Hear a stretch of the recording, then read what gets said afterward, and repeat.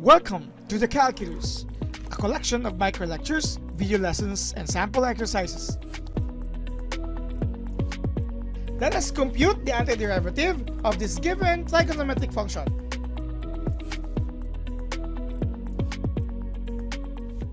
Now we are given here with another form of trigonometric function, specifically under the integral. We are to find the antiderivative of tangent squared x plus cotangent squared x plus 6 with respect to x. But let's not forget that if we're going to look into this closely, we have trinomial expression. So first, let's apply the rule for sum. Okay, let me have it here.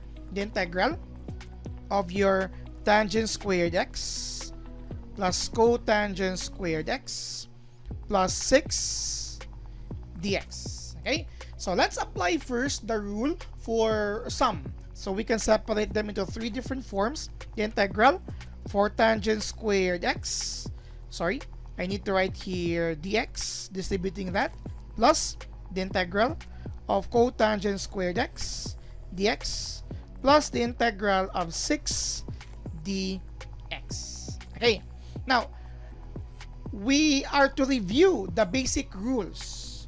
However, we don't have the basic rule or the antiderivative specific rule for tangent squared nor cotangent squared. Okay, what we have would be, if we would like to review one of the videos, we have the integral of sine, which is negative cosine, the integral of cosine, which is positive of sine. We have the integral of secant squared, which is your tangent, the integral of your negative cosecant squared, which is your cotangent.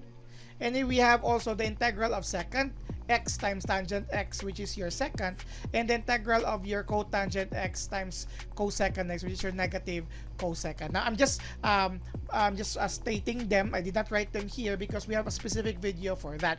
However, this time we have tangent squared x.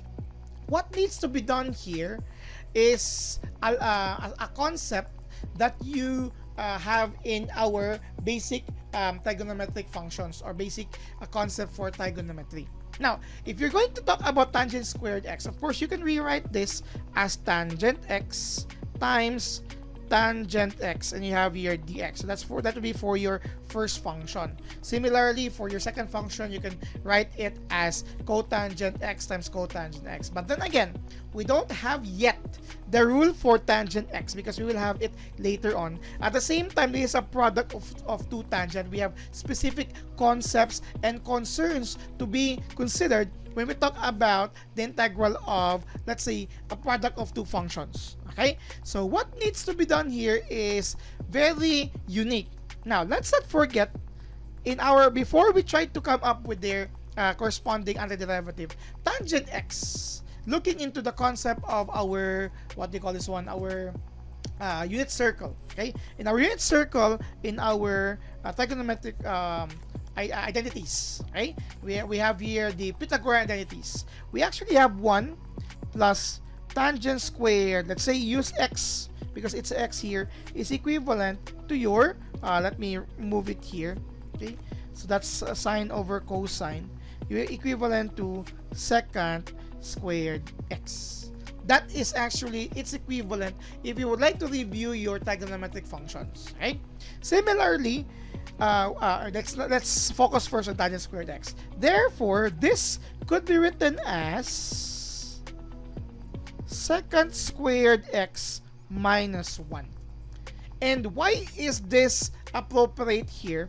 Because when you use that function for our first term, the integral, instead of tangent squared x, you will have here secant squared x minus 1 dx, just for the first function itself. Okay, and separate them into two forms. Let's say here the integral of your secant squared x dx minus the integral of 1 dx. We can see that this is actually solvable now in terms of antidifferentiation because we have a specific rule for that.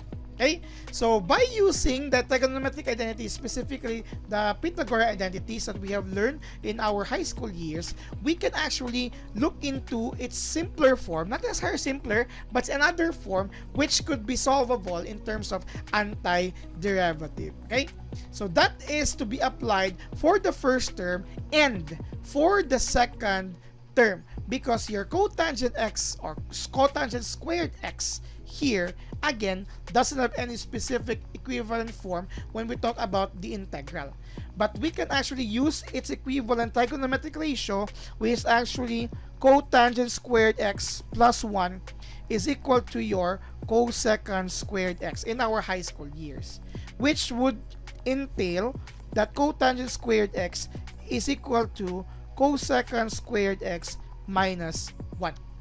So our second term now can be written as the integral.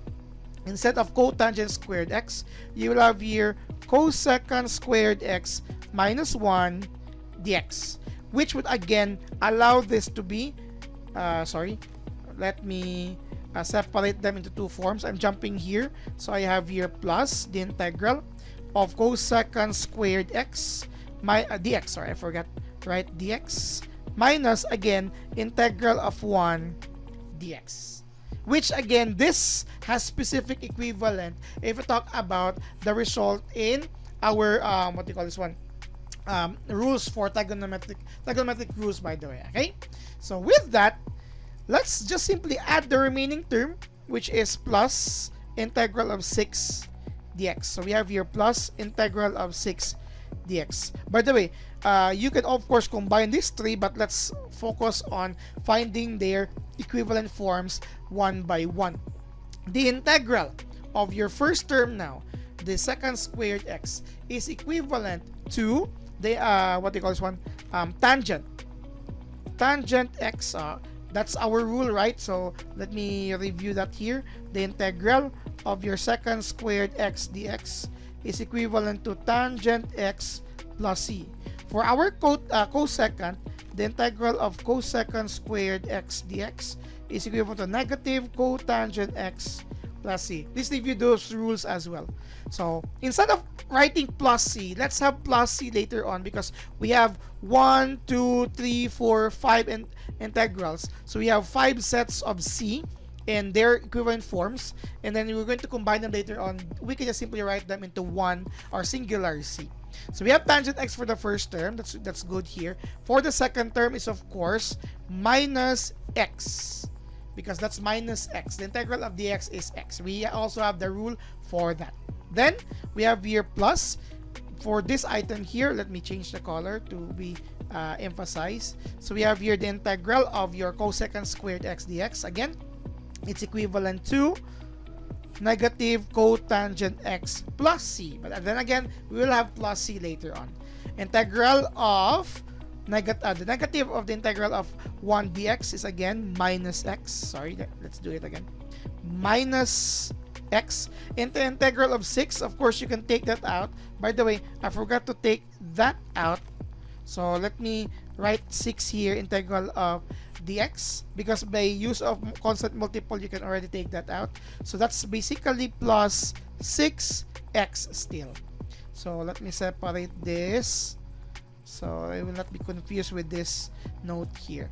So just with the combination of all, you have here tangent x. Let's write this first.